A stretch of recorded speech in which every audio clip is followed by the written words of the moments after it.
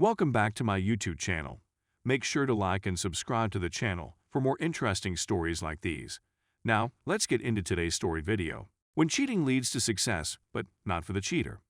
It's a lengthy narrative, so feel free to skim it.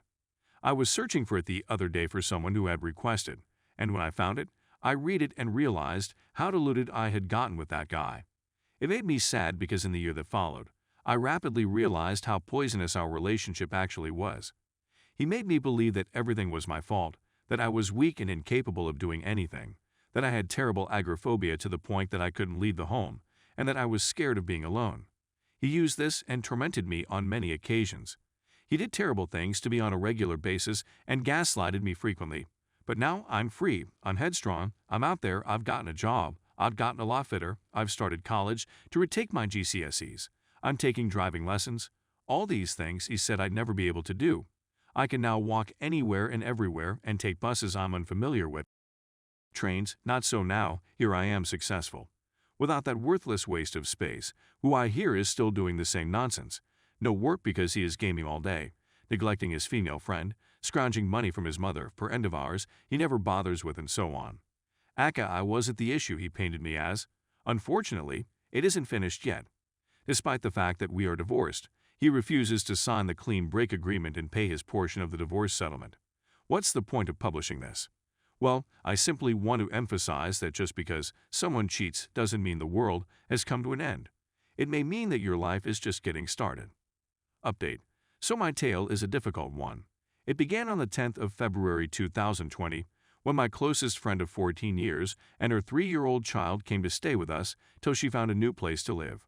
I babysat her child for her while my husband took her to the store to purchase groceries. On one occasion, I was strolling with her, and she told me about her previous experiences with married guys. Oh, don't worry, of course, I know your spouse is off bounds. Everything was fine for a week, then I noticed something strange. He and her would frequently go into the kitchen alone, leaving me to babysit her son or watch TV by myself. I never believed anything was really happening, but I did start to wonder it was odd behavior, though I just figured I was jealous of the attention he seemed to be giving her. They did after all have a little more in common, but I just dismissed this as I was jealous of the attention he seemed to be giving her. My husband and I had been together for 9.5 years, married for 3 years this May. One night, I walked into the kitchen, and they both suddenly pulled apart from one another. I thought it was strange and told a friend about it, who agreed that it was very strange behavior. My husband told me he was just grabbing a fork for the pineapple he was eating and being the ever-devoted loving wife. I believed him. My best friend, whom I gave a place to live and food for, would never do anything like that to me. We were too close, and honestly, I didn't think my loyal, wonderful, loving husband would ever do it either. Life between us was great. Then February 22nd rolled around. My husband tells me he didn't love me any longer. He said he hadn't loved me since before we got married. And he continued to say things like, because of your autism, you so. After many hours of chatting, I left the home, saddened that my marriage was now ended. I had no clue there was an issue between us. So I found a marital counseling agency after asking my husband if he would be interested in trying it, and he had agreed. After a few days, I'm still hopeful that we can repair our relationship and get things back on track. I went back to my house to pick up a few items. I hadn't told him I was coming because it was my house and I didn't think it would matter. As I walked up the path, I saw someone run upstairs. I thought nothing of it at the time. When I opened the door, my BFF child came to greet me, happy to see me and wanting, so I left feeling discouraged. And it took a whole week and approximately 3 days for me to finally question my husband, whether he and her had gotten together.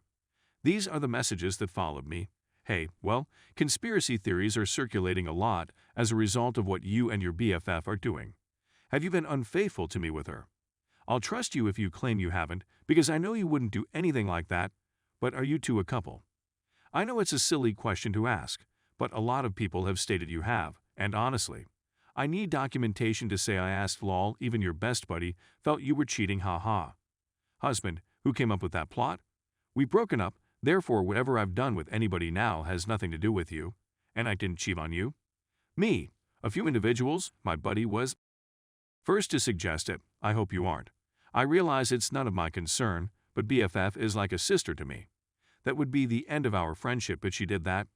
Dad believes it was all a ruse, that you threw me out so you could spend time with your BFF, haha. I was still shouting, "Ha ha," since the very concept made me laugh, and I felt you should know I wasn't taking the charges seriously because I didn't want to come off as crazed or envious. Husband: well, your father is incorrect. You know my motives for the breakup, and it's ridiculous that you'd accuse me of it. But, as I already said, everything I do from now on will have nothing to do with you. Me: are you sure? Husband: I see you're looking for an answer. The problem is that we have considered it. Yes, we did get together. I was upset and furious. It meant there was no hope for us. I needed to talk to my best friend. Certainly, she would feel awful. Could she really have done that to me after all I had done for her? Me: I opened the door to my house, give you and your kid a place to live, and this is how I'll be compensated? BFF: oh, you make it seem like this was all planned, but it wasn't. Me: does it mean you're okay with getting involved with my husband? BFF: technically, you two are no longer together. Me: I can't believe you would betray me like this. I don't care about the things you don't do. BFF: and here's one of them. You stabbed me behind my back. BFF: I'm not blaming anybody. But it takes two to tango. Yes, I should not have done it. No, I am not proud of what I have done. And yes, I have been terrified of telling you. I know I've lost you as a friend and another, and that's bad, and I don't blame you for not wanting to speak to me again, TBF. I really appreciate how much you have helped me over the years, particularly now, and I thank you, and you surely do not deserve this. I'm not going to cut it, but please accept my heartfelt apologies. I honestly believe she only apologized because she was caught out. Later that day, I was told that they had started a relationship 2 days after I left the house. I was angry, I hated them both, and she certainly owed me far more than before. A lot of people suggested that I kick them out and reclaim my home, but I'm too nice, and they both had nowhere else to go. I wasn't going to send them to the streets. The house she was supposed to move to was a better location for me personally. I suffer from anxiety and agoraphobia, so leaving the house from where I live is very difficult for me. That coupled with not being able to drive is even more difficult. So I asked my BFF if she could keep my house and I take hers.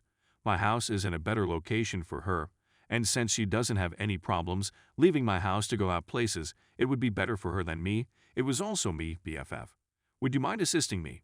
Please, I've always been there when you needed me. Please repay the favor just once.